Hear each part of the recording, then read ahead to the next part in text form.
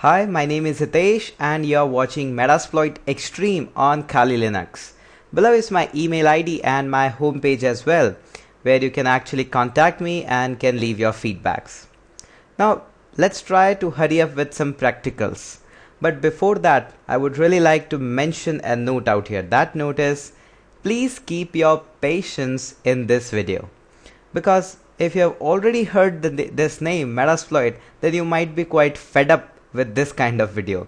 What I'm going to show you in this video is that old DCOM vulnerability that was there in the Windows XP. Now you might be saying, hey Hitesh, you have promised that you will work on the Kali Linux and I'm going to use the backtrack version in this video. So guys, I'm not breaking up my promise. This is the only video where I'll be using the backtrack. After that, I'll be using the Kali only and I'll proceed up with the advanced ones. But really guys, there are some people who have started the Metasploit just with this series. So to make sure that everybody is synchronized and everybody is working with me, I'll start up with this video and try to guide up with a step-by-step procedure how actually Metasploit can be useful and how to perform some practicals on it. So if you're already aware about the backtrack Metasploit, then no need to watch this video, and for those who are watching this very first time, make sure that you also practice this video. So what we are going to do in this video and what we are going to need in this, first of all, we are try to explore the backtrack architecture of the Metasploit, so that after which only we can understand what is the difference between the Kali backtrack, Kali Metasploit and the backtrack Metasploit. We will also explore the directories and the architectures where actually the Metasploit is being kept earlier and where actually it is being kept in the Kali Linux and what is actually the difference in them. Of course, for all of our systems we are going to use virtual player, and in this series, in this particular video, I'm going to use Windows XP Service Pack 0. So make sure that you have all the stuffs by now and practice each and every command that I'm going to show you. This video is specially dedicated for those who have started this Metasploit or heard this term for the very first time. So I'll make sure that everyone understand everything and can master all these stuffs. So let's move back to our systems. What I have done, I have my backtrack 5R2 version here running, and here is my Windows XP Service Pack 2 running. What I've done so far is I've just gone through with the command that is ipconfig. I hope you are quite aware about this command. It gives me an IP address of my machine 192.168.52.134, and now let's move back to this backtrack. Now what I have done here is, if you'll go through with the cd/pentest/exploits and do a quick ls here, you will find that framework 2 is out here. Let me zoom out, it's just exploding my pixels.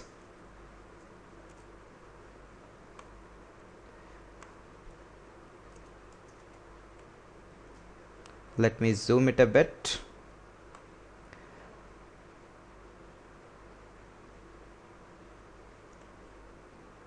I hope it is visible. Let me do it one more time. Okay, I hope it is quite visible now. So let's move back to this framework 2 and do a quick ls here. You will find dozens of files are out here, some on the green, some on the folders, and likewise. So this was the previous architecture where exploits are being kept in the exploit formats, encoders, the payloads, and all these things. I hope you have heard some of them, not all of them, but you have heard some of them in previous videos. So we are not going to focus on this each and every file in the backtrack. Instead, we are going to focus them on again on the Kali Linux. So this was my whole idea, so that you can explore all these directories and later on we can directly jump onto the Kali Linux. So what we are going to do in this series, if you will hit the simple command that is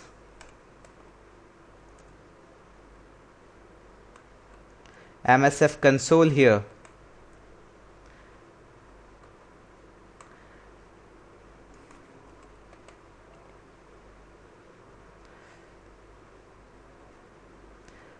let me close this window and move back to my previous window. I have just hit a simple command that is MSF console here.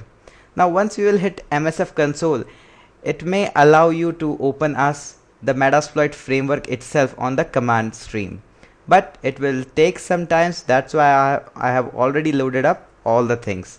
Now here we are going to type and learn first command, that is search, and in that I am going to search the DCOM. I don't know why my M is shifting to this message box particular every time. Okay, so let's try to search with the deco, and later on I'll try to find out what is wrong with this machine, because I'm not going to use this machine for a very long time. So make sure that you try out with the search DCOM. It will give you a fast result. Okay, so we have got dozens of result out here because I have searched for the deco, but I'll make sure that you find out the correct one. So here we have got an exploit that says Windows DCE RPC MS03026. It's quite a kind of a very famous exploit out there for those who are watching it for the very first time. This is quite a famous one, and it's very simple to use. To use any of the exploit, just type the command use and then paste it. Whatever the exploit, just put the complete path. It is in the exploit directory, in that it is in the Windows directory, and so on. So once you have done this, now the next command will be show options. These are the really important command, and you should be aware of all of this. Now after the show option, it will prompt you that the remote host or the target address is not being filled.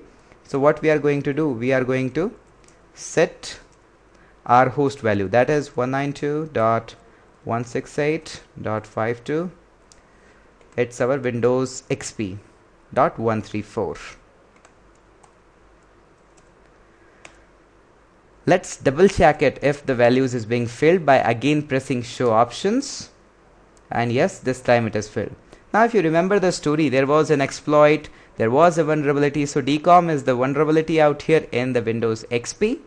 We have loaded up our exploit, but now to actually get some data or anything out of that Windows XP, we need one more thing. Yes, that is payload. So how to set a payload? We will use set payload, and you can use the Windows payload. Actually that would be shell. If I'll hit double my tab key, it will load up all the available modules, and I'll use bind TCP in it. It will bind a TCP, it will bind a remote shell, that is the command prompt shell on the TCP port.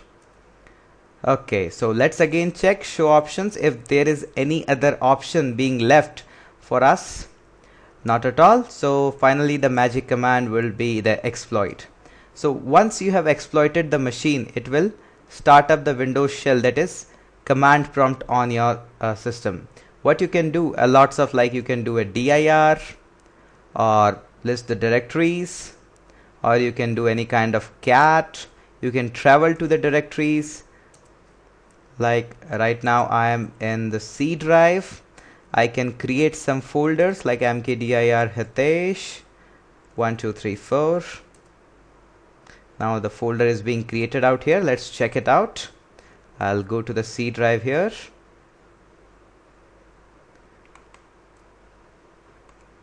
And here it is, Hitesh 1234.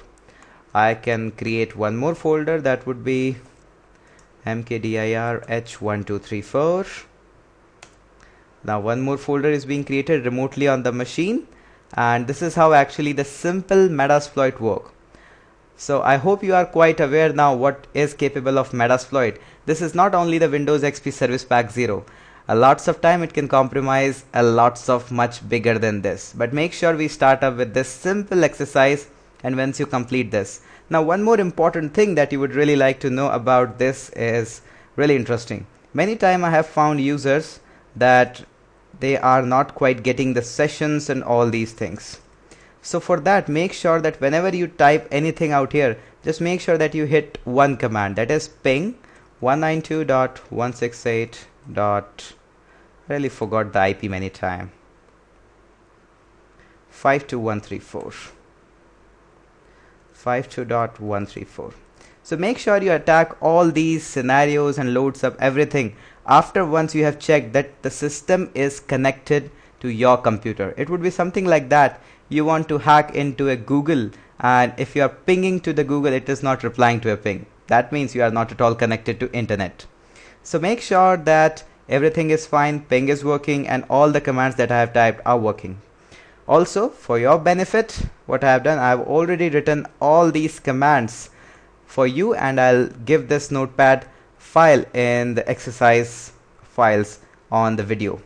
So I'll make sure that you run and grabs out everything out of my video. Thank you so much for watching, and let's check out what's there in the next video for you.